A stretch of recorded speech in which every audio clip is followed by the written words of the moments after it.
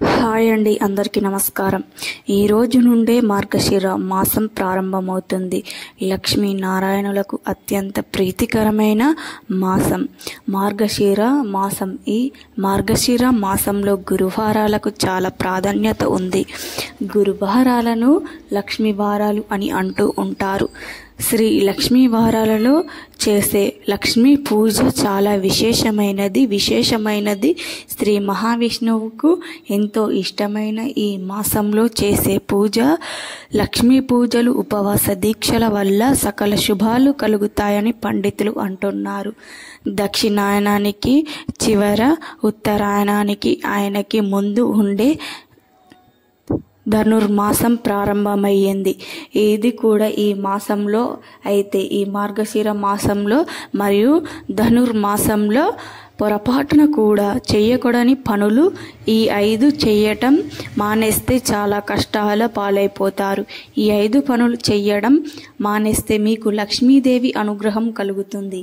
ఈ 5 పనులను పొరపాటున చేసినా మీ ఇంట్లో పైసా కూడా మిగలదు.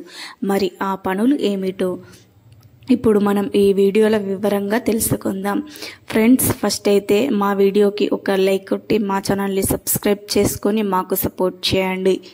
మాకు మీ సపోర్ట్ చాలా అవసరం. ఇక వీడియోలోకి వస్తే, తెలుగు మాసాలలో ఒక్కొక్క మాసం ఒక్కొక్క విశిష్టతను కలిగి ఉంటుంది. కార్తీక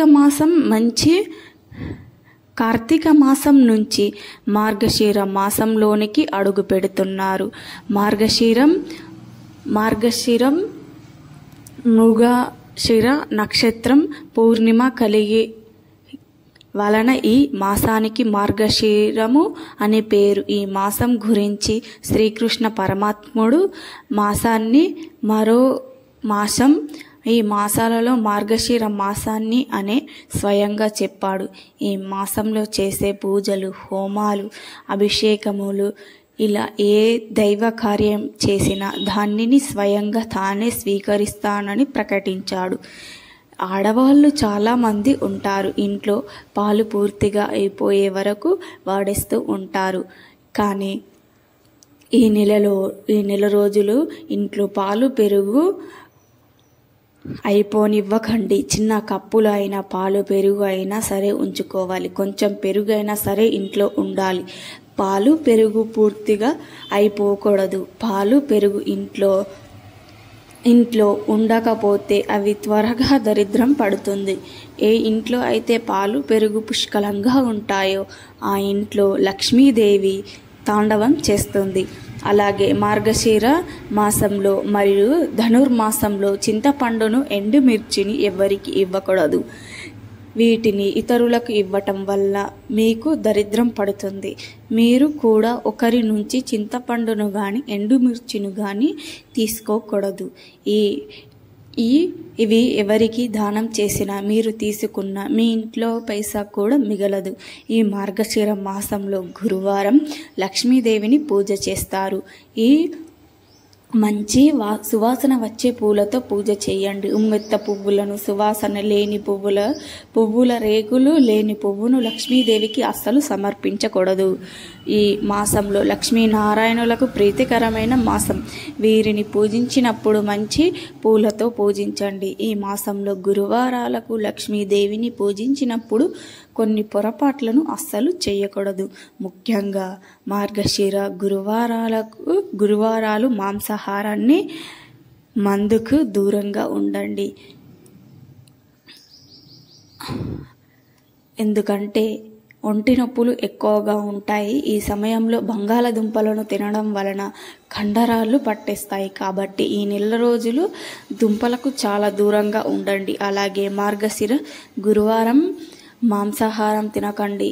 మరో చాలా ముఖ్యమైన విషయం ఏమిటి అంటే, ఈ నెల రోజులు ఇంట్లో నుండి డబ్బుని వేరే వారికి అప్పుగా ఇవ్వకండి. అంటే ప్రాణం మీదికి వచ్చినప్పుడు, ప్రాణాపాయ స్థితిలో ఉన్నప్పుడు డబ్బును ఇవ్వద్దని నా ఉద్దేశం కాదు. ఇవేమీ పని చేయవు. ప్రాణం పోయే పరిస్థితి వస్తే డబ్బు ఇవ్వండి.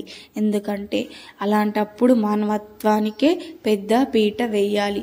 అలాంటప్పుడు సాయం చేస్తే లక్ష్మీదేవి 100 ఇస్తుంది. ఇప్పుడు చెప్పుకోయేది ఏమిటి అంటే, సర్వసాధారణ పరిస్థితుల్లో ఈ నెల రోజులు మీ ధనాన్ని కానీ ఆభరణాన్ని కానీ అరువుగా ఇవ్వకండి. చేయి జారిన తరువాత అదృష్టాన్ని గురించి వెతకలాడడం అనవసరం. కనుక ఈ నెల రోజులు ధనం వేరే వారికి ఇవ్వవద్దు, ఆభరణాలు కూడా ఇవ్వవద్దు. మొత్తానికి మేము చెప్పేది ఏమిటి అంటే, అన్నము, చింతపండు, ఎండుమిర్చి వంటివి ఇతరులకు ఏ రూపంలోనూ కూడా ఇవ్వవద్దు. ఈ నెల రోజులు ఇంట్లో వీటిని ఎవ్వరికి ఇవ్వకండి. పాలు, పెరుగు ఇంటిలో నిండుకోకుండా చూసుకోవాలి. ఈ రెండవ విషయం ఏమిటి అంటే, మూడవ తప్పు ఏమిటి అంటే, ఈ మార్గశిర మాసంలో చెయ్యకూడని తప్పు ఏమిటి అంటే, పీరియడ్స్లో పూజ అస్సలు చేయకూడదు. వాసన లేని పువ్వులను పెట్టకూడదు. 4వది మాంసాహారాన్ని తినవద్దు. 5వది ఆడవారు లక్ష్మీ పూజ చేసేటప్పుడు ముత్తైదువులాగా రెడీ అయ్యి పూజ చేసుకోవాలి. ఈ విధి విధానాలు పాటిస్తూ మార్గశిర మాసం అంతా కూడా లక్ష్మీనారాయణులను పూజ చేసుకోవాలి. అలాగే ఈ మాసంలో ఉసిరికాయలను ఎవ్వరికి ఏ రూపంలోనూ ఇవ్వకండి. కొంతమంది ఉసిరికాయ పచ్చడిని పక్కింటి వారికి, ఎదురింటి వారికి ఇస్తూ ఉంటారు. కానీ ఏ రూపంలోనూ కూడా ఉసిరికాయను ఎవ్వరికి ఇవ్వకండి. ఈ మాసంలో ఏ రూపంలో అయినా సరే ఉసిరికాయను వేరే వారికి ఇచ్చారంటే డబ్బంతా తుడిచిపెట్టుకొని పోతుంది. ఈ మాసంలో ఉసిరికాయలను ఇంటికి తెచ్చుకొని బీరువాలో పెట్టుకోండి. దేవుడి గదిలో పెట్టుకొని పూజ చేయండి. మళ్ళీ ఉసిరికాయ దీపాలు అవసరం లేదు. దేవుడి దగ్గర పెట్టి నమస్కారం చేసుకోండి చాలు. లక్ష్మి అభివృద్ధి చెందుతుంది. ఉసిరికాయలను బీరువాలో పెట్టుకుంటే ఖర్చులు తగ్గుతాయి. కానీ ఈ ఉసిరికాయలను వేరే వారికి ఇవ్వకండి. ప్రతి ఒక్కరూ కూడా ఈ పనులు చేయకుండా జాగ్రత్తగా ఉండండి. మీకు ఎలాంటి కష్టాలు రాకుండా ఉంటాయి. మరి తెలుసుకున్నారు కదా, ఈ మార్గశిర మాసంలో ఎలాంటి తప్పులు చేయకూడదో. మరి ఆ తప్పులు చేయకుండా ఉండండి. సంతోషంగా, ఆనందంగా జీవించండి. మా వీడియో నచ్చితే లైక్ చేయండి, షేర్ చేయండి. అలాగే మా ఛానల్ని సబ్స్క్రైబ్ చేసుకోండి. మీ అందరికీ ధన్యవాదములు.